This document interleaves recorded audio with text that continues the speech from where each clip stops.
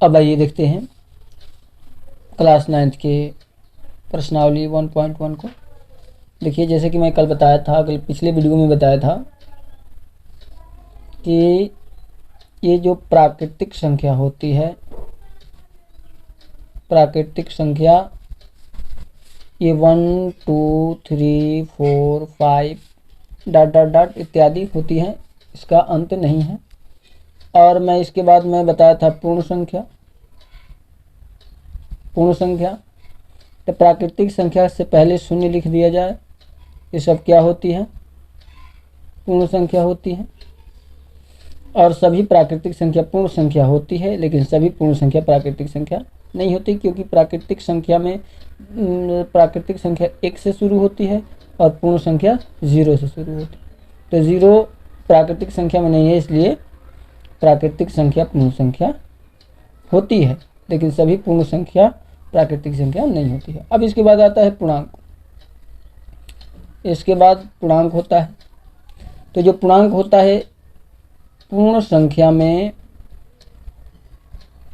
0 1 2 3 4 dot dot dot, यदि पूर्ण संख्या में प्राकृतिक संख्या का ऋणात्मक अंक मिला दिया जाए तो -1 -2 -3 ये आगे तक ऐसे चलता जाएगा। तो इसको क्या कहेंगे? पूर्णांक कहेंगे। और सभी पूर्ण संख्या पूर्णांक होती हैं, लेकिन सभी पूर्णांक पूर्ण संख्या नहीं होती। ठीक है। इसके बाद मैं बताया था परिमेय संख्या, रेशनल नंबर। ठीक है। परिमेय संख्या मैं बताया था कि वे संख्याएं जो p/q के रूप में जिसे लिख दिया जाए और q शून्य के बराबर ना हो, तो उसको क्या कहेंगे? परिमेय संख्या कहेंगे। जैसे मैं बताया था कि कुछ भी लिख दीजिए, 5/2, 8/7, 12/15, ठीक है, 2/3, 5/3, 7/2। और सभी पूर्ण संख्या भी परिमेय संख्या होती है, सभी प्राकृतिक संख्या भी परिमेय संख्या होती है, और सभी पूर्णांक भी परिमेय संख्या होती है। क्यों होती है? क्योंकि शून्य एक क्या है? परिमेय संख्या है, क्योंकि इसके हर में 1 कर दीजिए, शून्य नहीं, हर शून्य नहीं होना चाहिए। ठीक है। उसके बाद ऋण 2/1 कर दीजिए, कुछ भी लिख दीजिए, सब क्या हो जाएंगी? परिमेय संख्या हो जाएंगी। ठीक है। तो आइए अब देखते हैं, बिना अपने समय गवाए प्रश्नावली को देखते हैं। देखिए, पहला प्रश्न देखते हैं। देखिए, पहला प्रश्न, इसको हल करते हैं। देखिए, क्या शून्य एक परिमेय संख्या है? अभी अभी हम चर्चा किए हैं, क्या शून्य एक परिमेय संख्या है? क्या इसे आप p/q के रूप में लिख सकते हैं, जहां p और q पूर्णांक है और q शून्य के बराबर नहीं है? तो देखिए, क्या शून्य एक परिमेय संख्या है? तो लिखेंगे कि हाँ, लिखेंगे हाँ, शून्य एक परिमेय संख्या, शून्य एक परिमेय संख्या है और हम इसे p/q के रूप में भी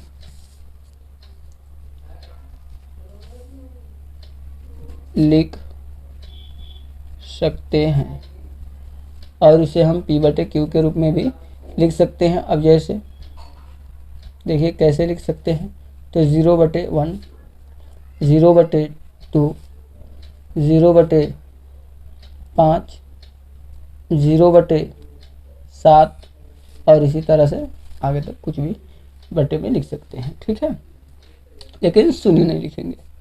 ठीक है। तो ये क्या हो जाएगा? शून्य एक परिमेय संख्या है और इसे हम p/q के रूप में भी लिख सकते हैं, जैसे कि आप लोग देख लिए। ठीक है। अब देखिए दूसरा नंबर प्रश्न। देखिए प्रश्न नंबर दूसरा,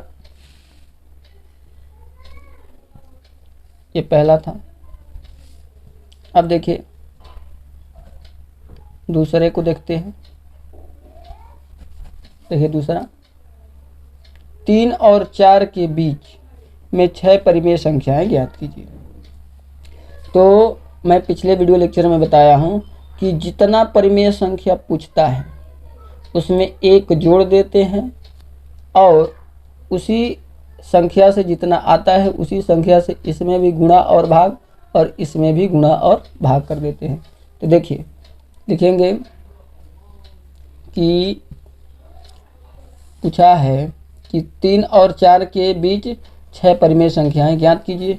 तो हम लोग लिखेंगे कि 3 या ऐसे लिख देते हैं कि 6 पूछा है तो 6 + 1 हो जाएगा 7। कितना हो गया 7।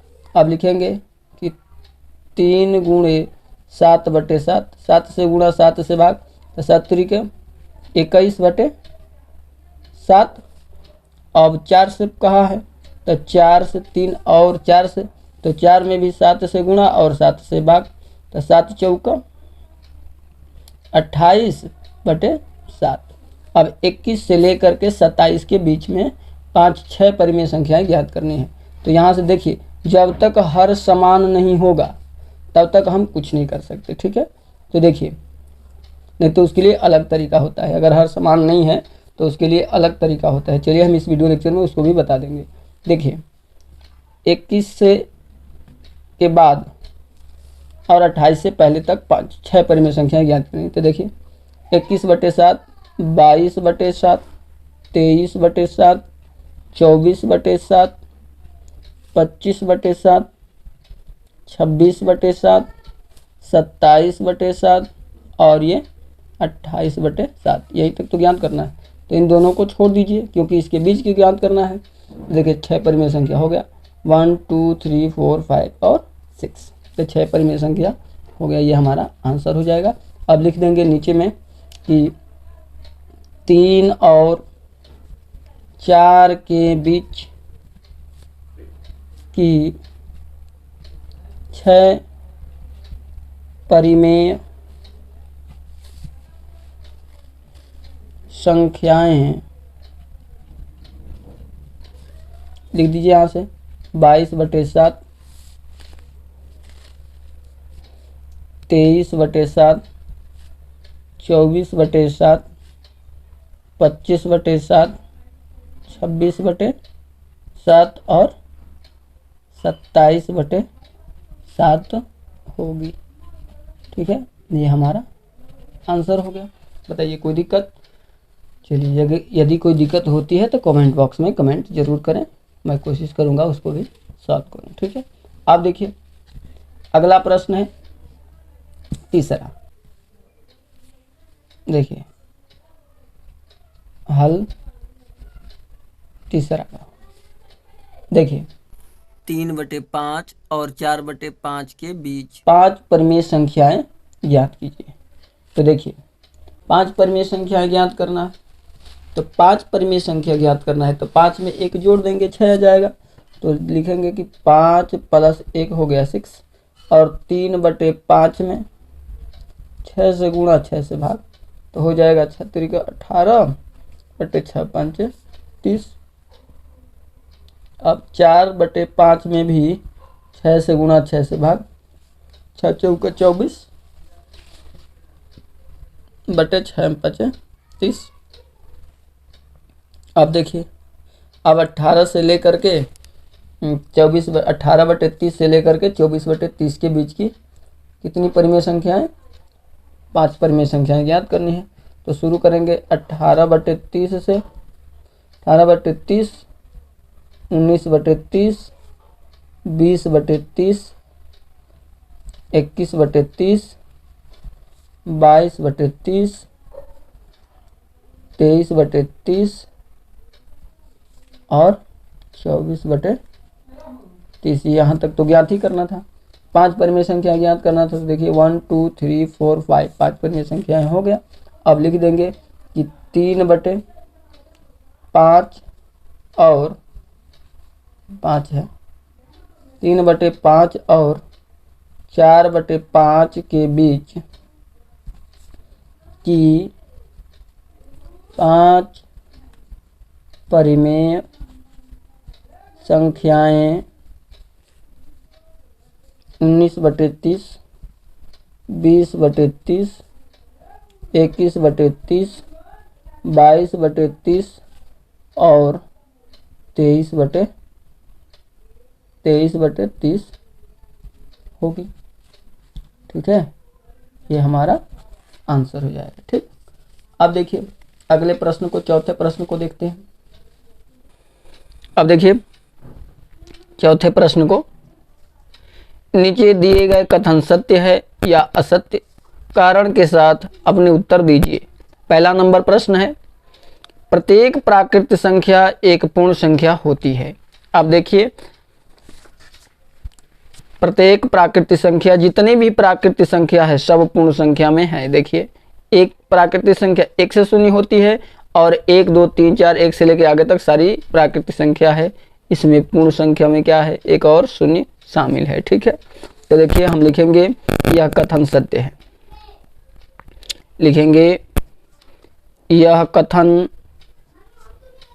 सत्य है,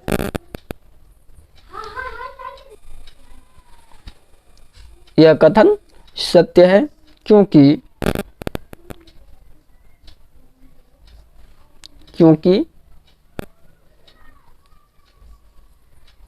प्राकृतिक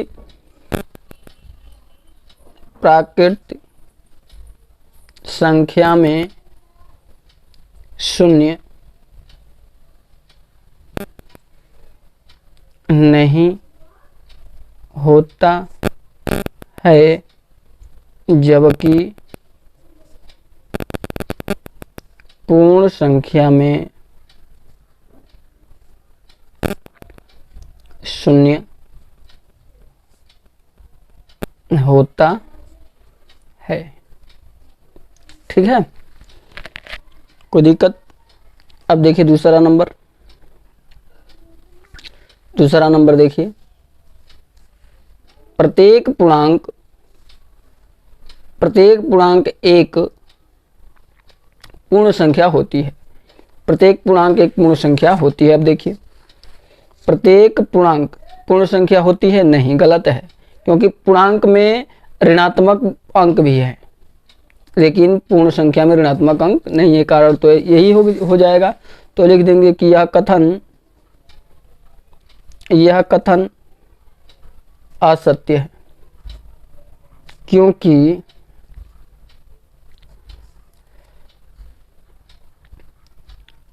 पूर्ण संख्या में ऋणात्मक अंक ब्रैकेट में -1 -2 -3 इसी तरह से आगे तक नहीं होते हैं, जबकि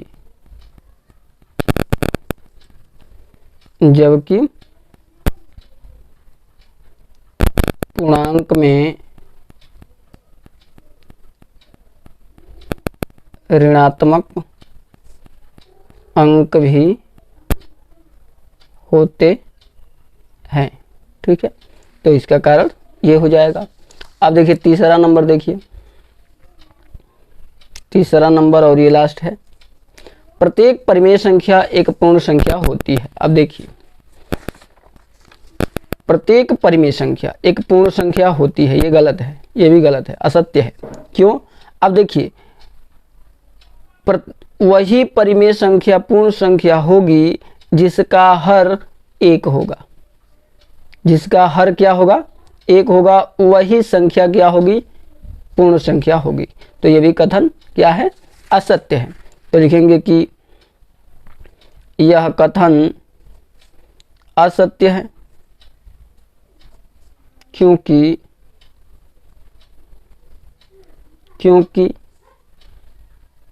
केवल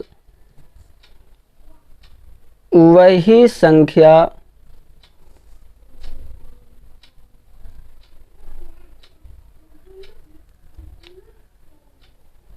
पूर्ण संख्या होगी जिसका हर एक होगा। और परिमेय संख्याएं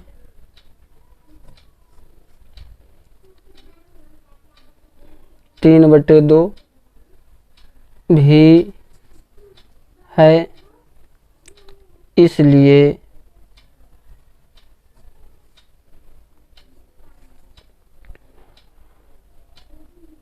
इसलिए प्रत्येक परिमेय संख्या एक पूर्ण संख्या नहीं होगी। इसलिए प्रत्येक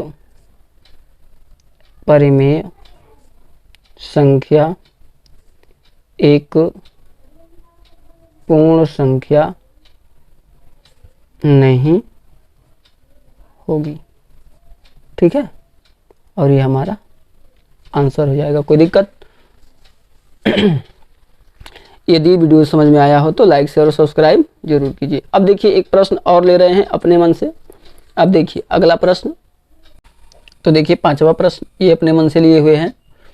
2/5 और 3/4 के बीच 5 परिमेय संख्याएं ज्ञात करनी है। देखिए हम सबसे पहले हल लिख रहे हैं। देखिए इसमें लिखेंगे, पहले देखना है 5 परिमेय संख्या ज्ञात करना है। कितनी परिमेय संख्या? 5 परिमेय संख्या। वो तो ठीक है, 5 परिमेय संख्याएं हम लोगों ने निकालना पिछले सवालों में सीख लिया है। लेकिन यदि ये मैंने 5 परिमेय संख्या तभी करते थे जब उनके हर समान होते थे। लेकिन देखिए यहाँ पर हर समान नहीं है, यहाँ पर हर समान नहीं है। और हर समान नहीं है तो देखिए हम लोग क्या करेंगे इसको, कि सबसे पहले तो इसका हर समान करेंगे। देखिए 2/5 और दिया है 2/5 और क्या दिया है 3/4। अब देखिए हर समान करना है, सबसे पहले क्या इसका हर समान करना। अब हर समान करने के लिए एलसीएम लेना होता है। ध्यान दीजिए हम एलसीएम नहीं लेंगे, इसके हर से इसमें गुणा और इसके हर से इसमें गुणा करा देंगे। तो देखिए 2/5 में 4 से गुणा कर दीजिए अंश और हर में, यहाँ पर करा दे रहे हैं। देखिए 2/5 गुणे 4/4 तो हो जाएगा कितना, 4 दूनी का 8/4 पंचे 20।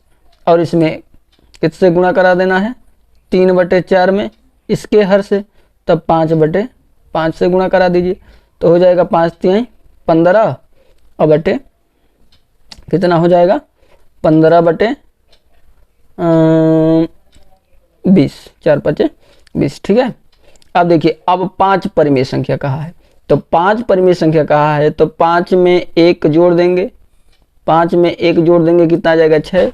अब इसमें 6 से ऊपर गुणा और 6 से नीचे गुणा, इसमें भी 6 से ऊपर गुणा और 6 से नीचे गुणा, तो कितना हो जाएगा 8 6 48 बटे 120, 6 दूनी के 120, 6 दूनी के 12 120। ठीक है, 8 15 7 15 छक्का 90 और बटा 6 दूनी के 120। अब दोनों के हर भी समान हो गए। अब इनके बीच की आराम से परिमेय संख्याएं निकाल लेंगे। ठीक है, अब देखिए इनके बीच की परिमेय संख्याएं निकालना है। तो देखिए